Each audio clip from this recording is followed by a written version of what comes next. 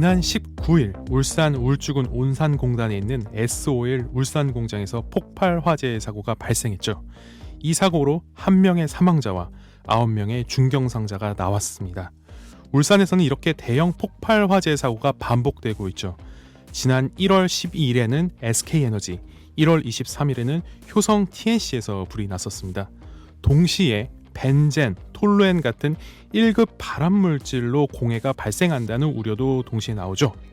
대형 폭발 화재와 관련해 사고 되풀이를 방지하자, 이런 논의는 이번 선거에서 중요한 이슈가 될 것 같습니다. 안녕하세요. 5월 23일 시사팩토리 100.3 담당 프로듀서 김성황입니다. 오늘은 6일 지방선거를 앞두고 울산 CBS 주간 울산시장 후보자 라디오 대담을 진행합니다. 이번 대담에는 송철호 울산시장 후보자만 스튜디오에 참석했는데요. 김두겸 후보자는 라디오 출연을 거절했습니다. 지난 22일 이재명 더불어민주당 총괄 선대위원장은 울산을 찾아와 송철호 후보는 유능하다, 객관적 지표로 4년간 전국 지자체장 중 시정을 최고로 이끌었다, 이렇게 지지 선언을 했습니다. 또 송 후보자는 지난 4년간 추진한 해상풍력이 완성되면 울산 시민들에게 전기를 무료로 제공하겠다, 이렇게 말하기도 했는데요. 오늘 울산 CBS 주간 울산시장 후보자 라디오 대담을 통해 자세한 이야기 들어보겠습니다.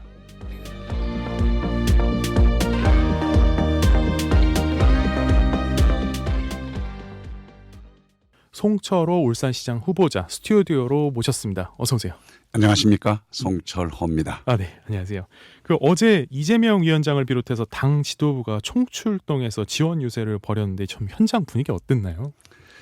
예, 어제는 아주 열광하는 분위기였죠. 그랬군요. 예, 네. 이렇게만 가면 승리하겠구나. 그런 희망이 네. 샘솟는 좋은 주말 저녁이었습니다. 한 몇 명 정도 자리에 보였나요? 제가 보기에는 네. 1000명 단위로 계산이 돼야 되겠는데 이게 네. 사전에 네. 이렇게 방송이나 뭐 언론 매체에서 보도나 예고를 한 게 아니거든요. 네. 시민들이 그 롯데백화점 앞쪽에 네. 오셨다가 자연스럽게 가지 않고 청중을 이루었는데 네. 열광하는 분위기였습니다. 분위기가 네. 굉장히 좋았나 봅니다. 네, 그렇습니다. 이제 8전 9기에 이어서 이번에는 10번째 도전입니다. 네. 좀 심정이 어떤지 좀 궁금하거든요. 예.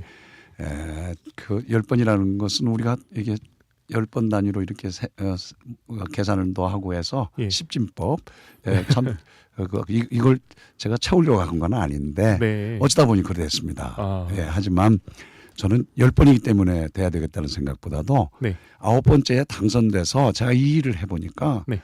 너무나 적성에 맞고 또 제 뭔가 혼이 살아나고 상상이 현실이 되고 이런 어떤 놀라운 경험과 경륜, 체험 이런 걸 통해서 울산의 미래를 확실하게 이렇게 비전을 세울 수 있었다. 그래서 좀 이렇게 기공식은 해놓고 중공식 못한 이런 아쉬운 것을 좀 어느 정도 할 수 있도록 더 시민들을 위한 좋은 비전을 제시할, 완공할 건 완공하고 또 미래를 대비할 건 대비하는 그런 시장으로서 일을 할 수 있도록 시민들에게 호소하는 거죠. 네, 좀 요약해보면 4년의 시정 경험이 좀 짧았다. 그렇습니다. 더 이어나가면서 좀 완성도 높게 일을 마무리 짓고 싶다, 이렇게 얘기해 볼 수 있겠네요. 그렇습니다.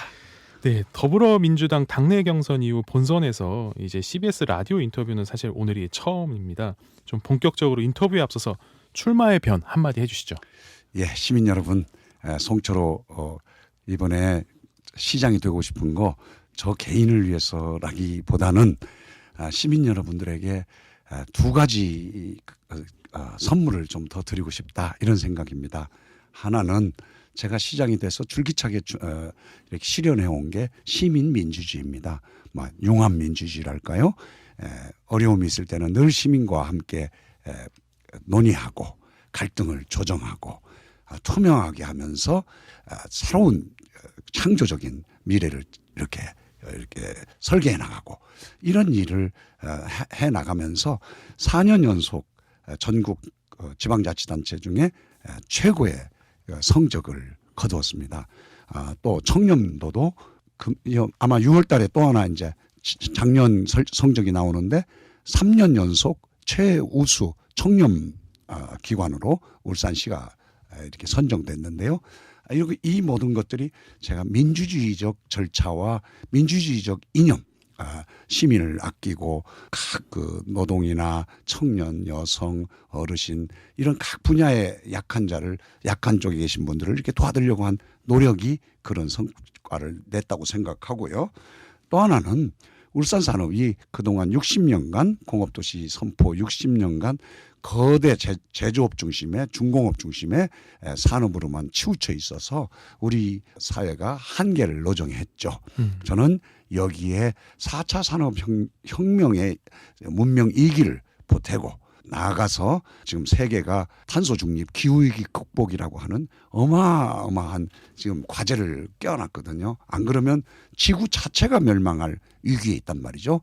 이것을 극복하기 위해서 울산이 에너지 분야, 재생에너지 분야에서 세계적 선도도시, 그게 이제 해상 풍력 발전 사업이라든지 수소 경제 이런 사업을 더 발전시켜서 한편으로는 세계적인 에너지 선도 도시로서 우리 시의 위상을 높이고 한편으로는 미래 먹거리 산업으로서 그동안의 기존 세 가지 주력 산업을 훨씬 뛰어넘는 새로운 산업을 하나 시민들에게 이렇게 선물해드리고 싶은 게 제 욕심입니다. 그래서 네. 출마했습니다. 네, 요약해 보면 민주주의 성과를 계속해서 만들어가고 싶고 네. 또 하나는 경제 발전 그리고 환경 보호를 좀 동시에 성취해 나갈 수 있겠다. 예.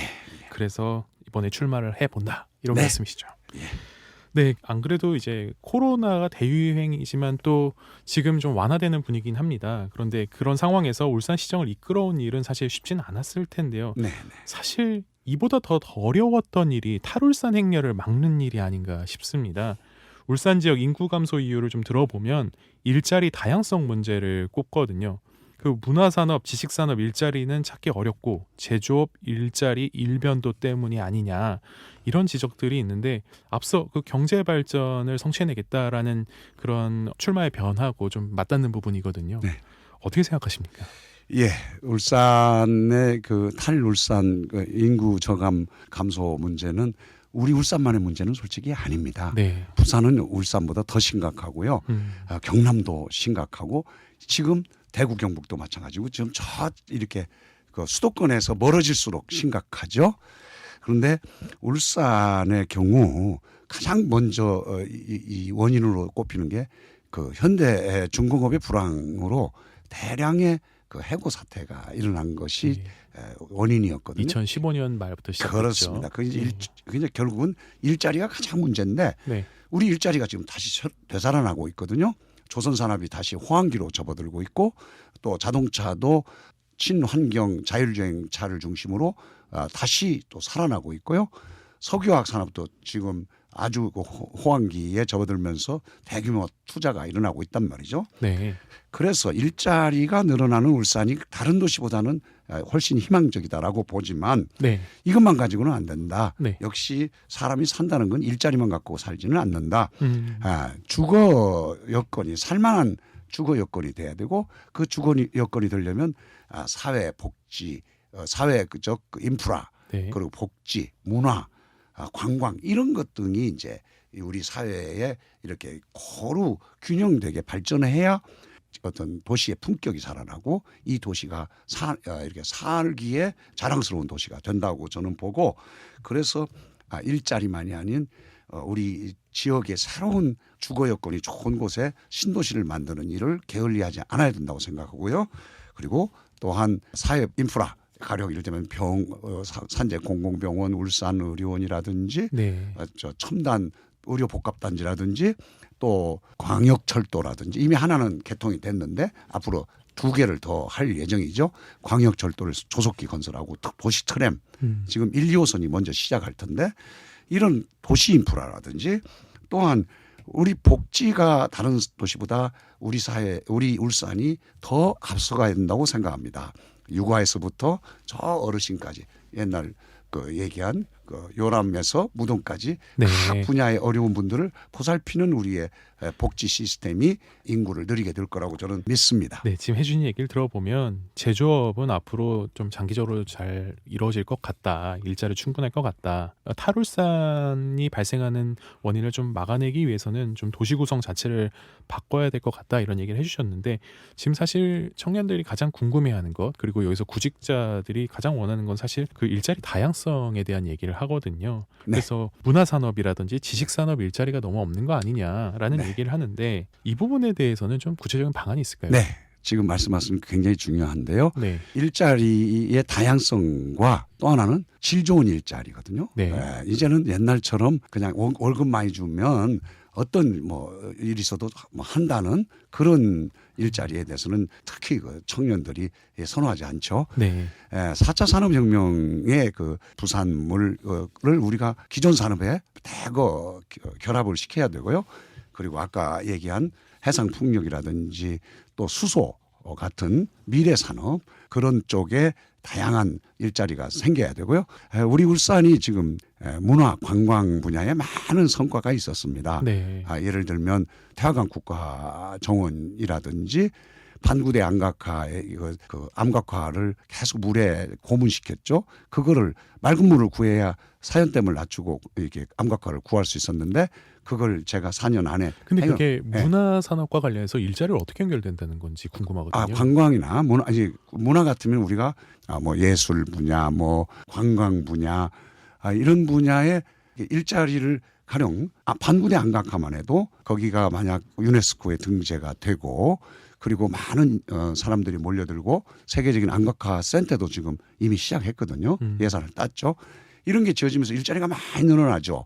자연적으로 뭐 해설사도 필요하고 관광 안내인도 필요하고 또 부수되는 각종 요식업계도 필요하고 많은 일자리들이 생겨나는 것 그게 곳곳에서 일어난다는 그럼 거죠. 반구대 암각화 하나만 얘기를 해본다면 네. 사실 어떻게 보면 고고학이라든지 인류학적인 접근을 통해서 문화산업을 만들겠다는 얘기 같은데 해설사 네. 얘기도 해주셨고요.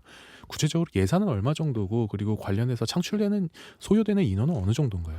반구대 암각화는 예, 그 하나만. 이게 국가적인 사업이기 때문에 예. 국비로 가령 이를테면 암각화 센터를 짓는다든지 하는데 한 400억 정도의 예산을 이미 확보를 했고요. 네. 그다음에 이제 그 지역에 명승 둘레길 같은 걸 그렇게 돈이 많이 드는 건 아닙니다. 네. 하지만 거기서 부수되는 문화적인 어떤 그 일자리나 이런 건 예. 많이 생기게 되고요. 창출되는 일자리 규모가 뭐 한 어느 정도일까요? 저는 몇천 단위로는 몇천 거기서 단위다. 예. 그렇군요. 그런데 이 문화예술 분야는 또 이제 뭐 가령 시립미술관이라든지 대왕암에 네. 제2시립미술관이라든지 이런 쪽에도 많은 그 일자리가 또 생길 수 있고 또 관광산업과 이게 문화가 결합되거든요. 네. 그러면 또 거기에 부수는 일자리 구체적인 숫자를 여기서 특정하기는 어렵지만 적어도 그것을 통해서 10,000개 이상의 일자리를 만들겠다는 계획을 갖고 있고요. 네. 또 정보산업진흥원이라는 게 있습니다. 울산에. 네, 그것도 하나 제 궁금한 포인트인데 좀 나눠서 질문을 드리면 예. 사실 그 농산업에서 제조업으로 또 제조업에서 지식산업으로 변화가 있잖아요. 네. 근데 이제 과거 농산업으로 번영했던 일부 농촌 지역의 경우에 지금 인구 소멸 위기에 처한 곳이 참 많습니다. 그러니까 제조업으로 산업 변화를 대응하지 못했다는 분석인데 울산도 제조업에서 지식산업으로 사실 그 변화를 쫓지 못하면 몰락할 수도 있다. 이런 위기 의식을 가진 분들도 꽤 많거든요. 네.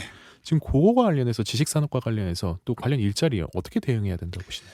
이제 지식산업이라는 게 결국은 첨단 사회에 적용해 가는 과정에 있어서의 네. 어떤 노하우 네. 혹은 디지털화에 대한 대비 지금 우리 울산의 지식산업이 바이오 분야에 지금 많은 준비를 하고 있고요. 바이오, 생명과학 관련해서 게놈 프로젝트를 제가 4년 동안에 아주 줄기차게 그동안 추진해 온 것이 이미 세계적으로 드문 10,000명의 게놈 분석이 게놈 지도를 완성해서 이게 또 하나의 어떤 거대한 데이터 팜을 이뤄가지고 분석까지 하는 세계적인 귀한 시스템을 갖췄거든요. 네. 이에 따른 가령 그 바이오 산업, 뭐 진단, 뭐 예방, 뭐 이런 새로운 산업이 이제 이쪽에 몰려들 걸로 보고요. 네. 이런 산업들을 포괄하기 위해서 정보산업진흥원도 문화정보산업진흥원으로 앞으로 확대 개편하려고 생각하고 있습니다. 그렇군요. 문화정보산업진흥원. 네. 네. 그래서 이제 지식 산업이 좀 더 이렇게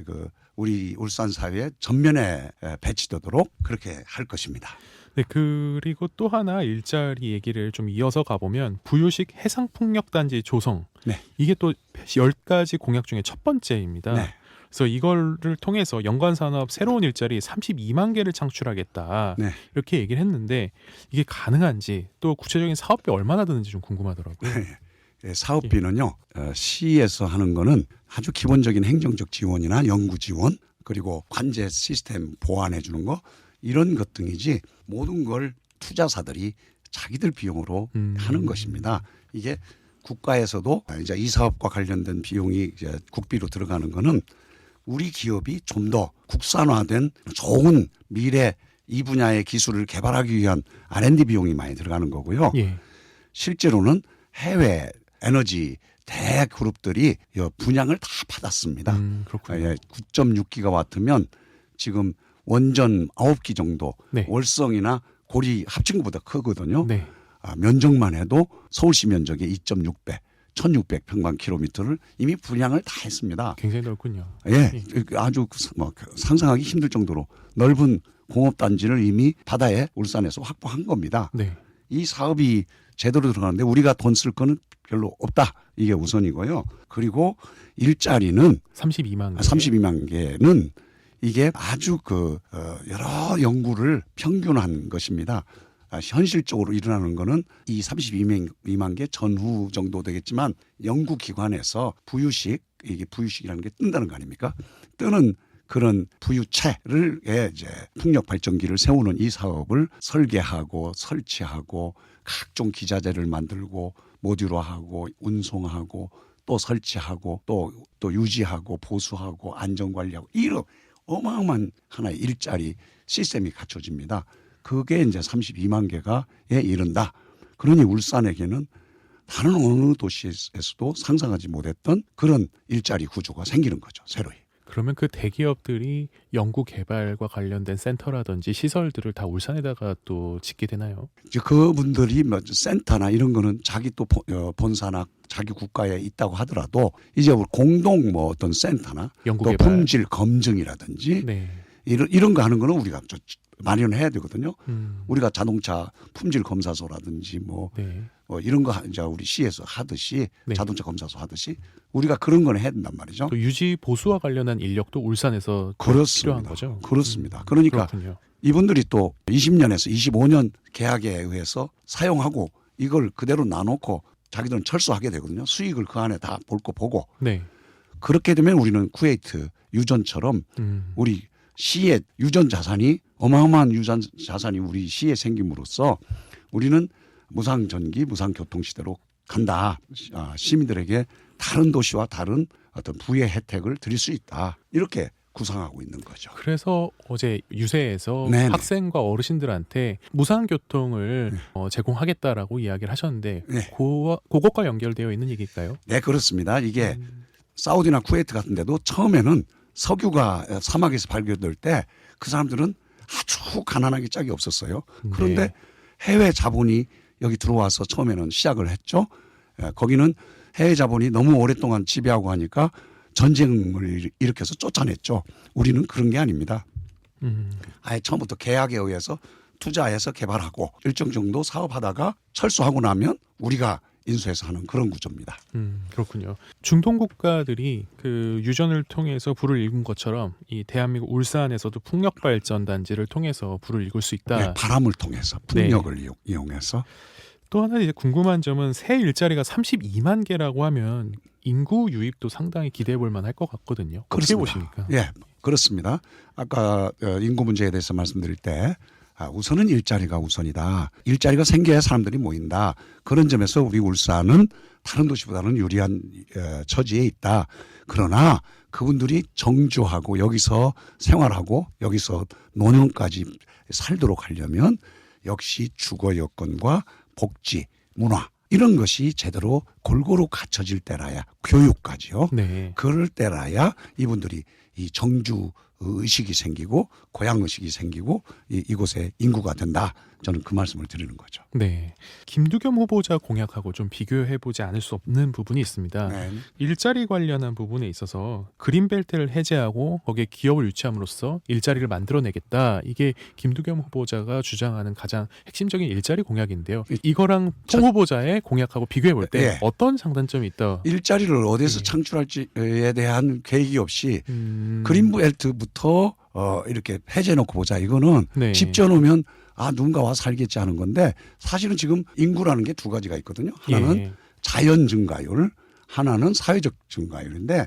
지금 자연 증가율도 탄생보다 죽는 분이 더 많으면 감소되는 거 아닙니까? 자연. 그렇죠.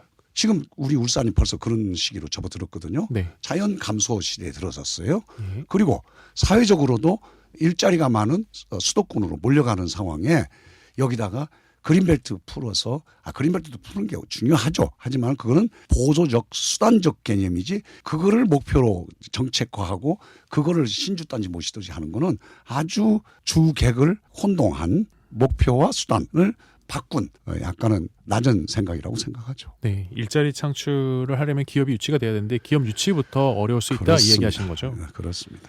네, 좀 일자리 관해서 하나 더 좀 네. 깊이 하나 좀 여쭙고 가겠습니다. 공약 중에 성평등 일자리도 나오거든요. 네. 제가 여기 울산 CBS에서 인터뷰를 준비하면 늘 심각하게 인식하는 부분이 울산의 일자리는 대부분 남성 중심이다 이런 이야기 항상 듣습니다. 네. 지난 임기 중에도 사실 해결이 그렇게 된 것 같진 않아 보이거든요. 네, 그렇습니다. 그 해결책으로 성평등 노동지원센터를 만들겠다 이렇게 공약도 올렸는데 네. 이게 또 시청 위탁업체 하나 더 늘리는 일로 그치는 거 아니냐 이런 지적도 있거든요. 어떻게 생각하세요? 제가 생각하는 건 그보다 규모나 범위가 더 큰데요. 네. 여성 문제에 관해서 우리 그 태생적 한계가 있습니다. 울산에. 우리 울산의 공업도시가 거대 중후장대형 중공업 중심의 공업도시였단 말이죠. 60년간. 그러다 보니 이게 전부 다 남성들에게 걸맞는 일이에요. 그렇죠. 그리고 여성들은 무슨 보조적인 사무보조, 비서, 이런 정도. 그리고 또 이제 사회적 밖에서는 서비스업에 네. 이러다 보니 여성들의 그 사회 전면에 리더로서 나설 기회가 아무래도 줄어들고 그런데 제가 보기에는 이게 이제 한계가 왔다. 우리는 이제 여성들이 이끌어야 될 시기에 왔다. 네. 그게 뭐냐면 새로운 산업의 등장과 4차 산업혁명기에 우리가 이미 진입했다. 네. 아까 말씀하신 지식산업 네. 이런 거에는 오히려 섬세하고 감성이 풍부한 여성들이 더 걸맞는 4차 산업혁명 중에 디지털 사회 문화 중에 감성적 마인드가 굉장히 중요하다는 게 이미 많이 논의되고 있거든요. 네. 그거는 여성들이 오히려 남성들을 뛰어넘거든요. 앞서 이야기했던 문화산업과 지식산업을 그렇습니다. 이제 울산 지역의 인프라를 구축하면서 여성 일자리를 만들어가겠다. 그렇습니다. 네, 그러기 위해서 예. 여성 프라자를 여성의 전당 같은 걸 만들어서 거기서 교육도 하고 지원도 하고 여성들이 스스로 모여서 뭔가 서로 도울 수 있는 그런 어떤 시스템을 갖춘 그런 여성 프라자를 저는 구상하고 있고 할 겁니다. 알겠습니다. 오늘 시간 관계상 여기서 방송 일단 마무리해야 될 것 같습니다. 복지 인프라라든지 교통 인프라 등에 대한 이야기도 좀 더 나눠봐야 되는데 이거는 다음 주 30일 월요일에 이어서 나눠보겠습니다. 마지막으로 청취자분들께 한마디 해주시죠. 예. 아까 PD께서 두 후보한테 제안했는데 한쪽은 거절했다는데 저는 그 점이 참 마음 아픕니다. 네. 시장은 뭐래도 시민주권 사회에서 예. 시민민주주의 사회에서 어디든 필요할 때는 나가서 토론도 하고 점검도 받아야 되고 또 지혜도 모아야 된다고 생각합니다.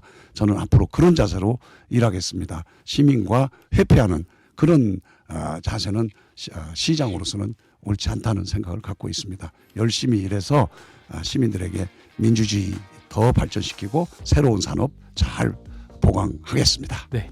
지금까지 송철호 울산시장 후보였습니다. 이제 울산 CBS 주간 울산시장 후보자 라디오 대담 마치려고 합니다. 청취자 여러분께서는 오늘 인터뷰 어떻게 들으셨나요? 다음 주 30일 월요일에 송철호 울산시장 후보자 다시 모시고 이야기 이어가겠습니다. 그럼 오늘 방송 여기서 마무리하겠습니다. 지금까지 진행의 김성광이었습니다.